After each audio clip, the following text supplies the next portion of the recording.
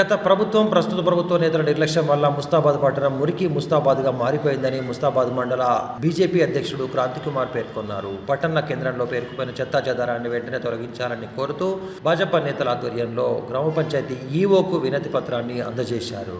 మంగళవారం రోజున మేజర్ గ్రామ పంచాయతీ ముస్తాబాద్లో పర్యటించిన సందర్భంగా వారు నిరసన కార్యక్రమాన్ని చేపట్టారు. పలు పట్టణాలు కాలనీల్లో పారిశుద్ధ్యం సరియైన విధంగా చేపట్టకపోవడం వల్ల ఎక్కడికక్కడ విష జ్వరాలు సోకుతున్నాయని, పందులు శునకాలు స్వైర విహారం చేస్తూ తీవ్రమైన అసౌకర్యాన్ని కలిగిస్తున్నాయని పేర్కొన్నారు. ప్రజల ఆరోగ్యాన్ని కాపాడాలంటూ పంచాయతీ కార్యదర్శి రమేష్ కు వినతి పత్రాన్ని అందజేశారు. గత బీఆర్ఎస్ ప్రభుత్వంతో పాటు ప్రస్తుత ప్రభుత్వం కూడా ఇచ్చిన హామీని మర్చిపోయి పట్టణంలో పారిశుద్ధ్యం నిర్వహించడంలో పూర్తిగా విఫలం అయింది అని ఈ సందర్భంగా క్రాంతికుమార్ పేర్కొంటూ ఇప్పటికైనా బ్లీచింగ్ వేయించడంతో పాటు మంచినీటి ట్యాంకులు శుభ్రం చేయించడం, మురికి కాలువలు తీయించడం తదితర పనులతో పాటు ప్రజల ఆరోగ్యంపై కూడా శ్రద్ధ వహించాలని కోరారు. కార్యక్రమంలో బీజేపీ మండల ప్రధాన కార్యదర్శి గోపికృష్ణ, జిల్లా అధికార ప్రతినిధి మల్లారపు సంతోష్ రెడ్డి, నేతలు మెంగని మహేందర్, మీస శంకర్, శ్రీనివాసరావు, పద్మ, సత్యం, రమేష్, వెంకటేష్ తదితరులు హాజరయ్యారు. మీరు ఇలాంటి చర్య తీసుకపోతే మా పార్టీ తరఫున మేమే జాడగట్టబట్టే దీనికి నిరాశన తెలుపుతామని మన అధికారులకు మేము హెచ్చరిస్తున్నాము. ఈరోజు ముస్తాబాద్ మండల కేంద్రంలో మరి గత ప్రభుత్వం అయితేనేమి, గత ప్రభుత్వంలోని పెద్దలు మరి ఈ ప్రభుత్వంలోని పెద్దలందరూ కూడా నిర్లక్ష్యం చేసి ముస్తాబాద్కి ఎవరైనా అతిథులు వస్తే మురికితో స్వాగతం చేసే పరిస్థితి ఈరోజు ముస్తాబాద్ పట్టణ కేంద్రంలో ఏర్పడింది. మరి గత ప్రభుత్వం వాళ్ళ గ్రామాలలోకి అవార్డులు తెచ్చుకున్నారు, పచ్చదనం పరిశుభ్రత మీద చాలా అభివృద్ధి పథకాలు చేసిరు.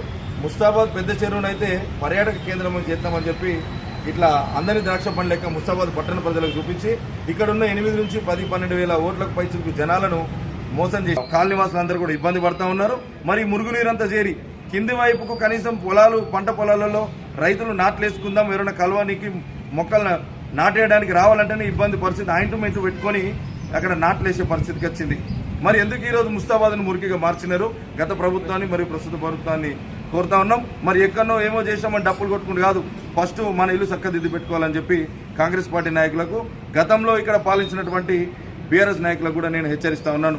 మరి ఇది ఇట్లనే ఉన్నట్టుంటే ముస్తాబాద్ ఈ దుర్భర పరిస్థితి నుంచి బయటపడకపోతే భారతీయ జనతా పార్టీ ఆధ్వర్యంలో పెద్ద ఎత్తున ఆందోళన కార్యక్రమం చేపడతారు. భారతీయ జనతా పార్టీ ఆధ్వర్యంలో ముస్తాబాద్లో ప్రధానంగా ముస్తాబాద్ మేజర్ గ్రామ పంచాయతీలో నెలకొన్న అనేక సమస్యలపై ఈఓ గారికి దృష్టికి తీసుకోవడం జరిగింది.